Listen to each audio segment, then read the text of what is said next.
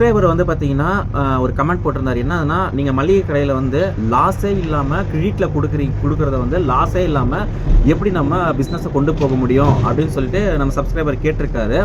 அதுக்கு நம்மளோட ஃபீட்பேக்க சொல்லாமா? நம்மளோட கடையோட ஃபீட்பேக் எப்படி என்னன்னு சொல்லு.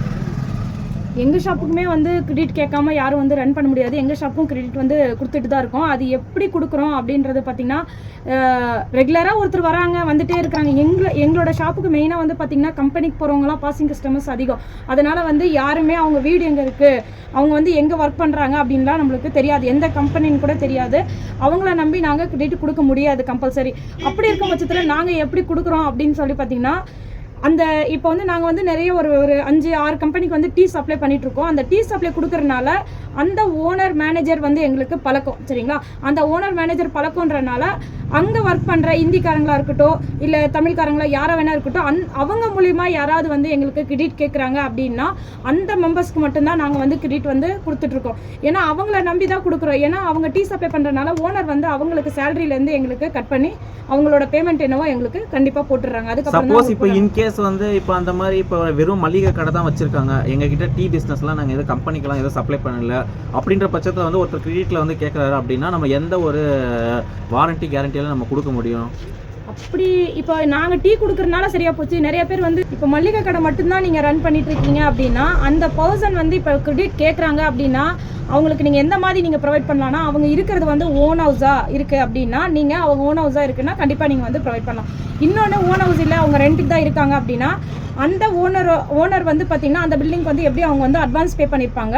அதனால் ஓனர்கிட்ட ஒரு கேரண்டி கேட்டு நீங்கள் கொடுக்கறது என்னை கேட்டால் பெட்டர். ஏன்னா அப்பதான் வந்து ஓனருமே அஷூரன்ஸ் நான் கொடுக்க முடியாது அப்படின்னாங்கன்னா அப்போ வேலை செய்கிற இடத்துல கேட்டு இது பண்ணி கொடுக்கலான்ற மாதிரி என்ன அப்படி தான் பண்ணிக்கலாம். அவங்க வேலை எங்கே செய்கிறாங்க என்னன்னுலாம் தெரியாது. மேபி நீங்கள் ஷாப் பக்கத்துலேயே அவங்க வந்து ஒர்க் பண்ணுற பிளேஸ் தான் இருக்குது, அது கம்பெனி பக்கம் தான் அப்படின்னா நீங்கள் அந்த மாதிரி வேணால் கூட நீங்கள் பண்ணிக்கலாம், வாய்ப்பு இருக்குது. இப்போ அதுக்கு அடுத்து வந்து நம்ம இன்னொரு இது வந்து சப்போஸ் அந்த கிரெடிட்டை வந்து எவ்வளோ லிமிட் கொடுக்க முடியும்? இப்போ கிரெடிட்டே இல்லை, கிரெடிட் கொடுத்தும் அந்த பிஸ்னஸை ரன் பண்ண முடியும் அப்படின்னு சொல்கிறாங்க.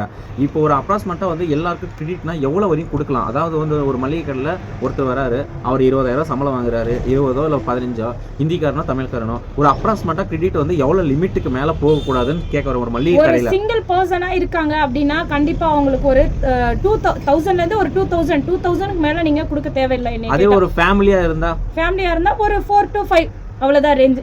ஒரு மளிகை கடைக்கு பொறுத்த வரைக்கும் அதுதான் லிமிட். அந்த லிமிட்டுக்குள்ள கொடுத்தீங்கன்னா உங்களுக்கும் பெட்டரா இருக்கும், அவங்களுக்கும் கொடுக்கறதுக்கு பெட்டரா இருக்கும். சரி, அதே மாதிரி இப்போ வந்து நான் கிரெடிட்டே கொடுக்க மாட்டேன், நான் யாருக்குமே நான் கிரெடிட்லாம் கொடுக்குறேன், எனக்கு ஐடியா கிடையாதுப்பா, நான் வந்து எனக்கு கடையை மட்டும் இது பண்ணிக்கினா போதுன்னா அவங்களுக்கு பிஸ்னஸ் வந்து பீக்கில் போக முடியுமா? அவங்க கண்டிப்பாக அவங்களுக்கும் வாய்ப்பு இருக்குது. ஏன்னா கிரெடிட்டே கொடுக்க மாட்டேன் அப்படின்றவங்களுக்கும் வீட்டில் போகிறதுக்கு வாய்ப்பு இருக்குது. ஏன்னா அவங்களுக்கும் கஸ்டமர்ஸ் வருவாங்க. எப்படின்னு கேட்டிங்கன்னா அவங்களுக்கு எந்த ஒரு கமிட்மெண்ட்டும் இருக்கக்கூடாது. அந்த ஷாப்பை கிரெடிட் கொடுக்க மாட்டிருக்காங்க அப்படின்னா அவங்களுக்கு வந்து ஒன்று ஓன் ஹவுஸாக இருக்கணுங்க, ஒன்று ஓன் ஹவுஸாக இருக்கும், இன்னொன்று ஓன் கடை இருக்கலாம்.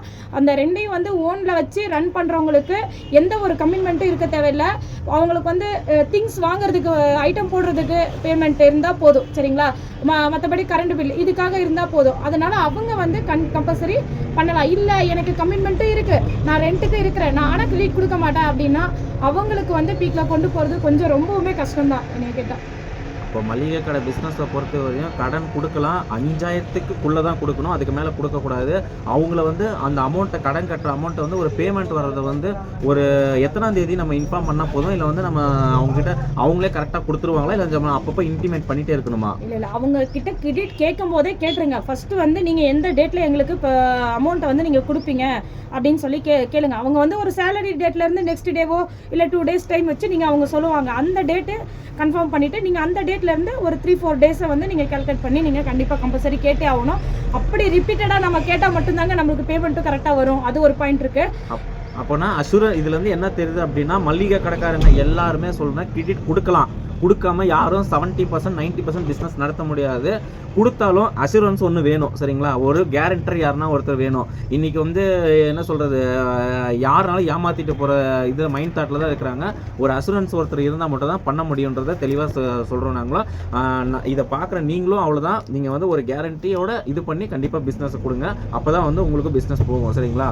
யாருமே வாரண்டி இல்லை, ஜஸ்ட் ஒரு பேச்சுவார்த்தையில் பழக்கம், 1 வருஷமாக எங்கள் கடைக்கு வந்துனே இருக்கிறாரு அப்படின்ற ஒரு நம்பிக்கையில் என்றைக்கு கொடுக்காதீங்கன்றதை நாங்கள் சொல்ல வரோம்.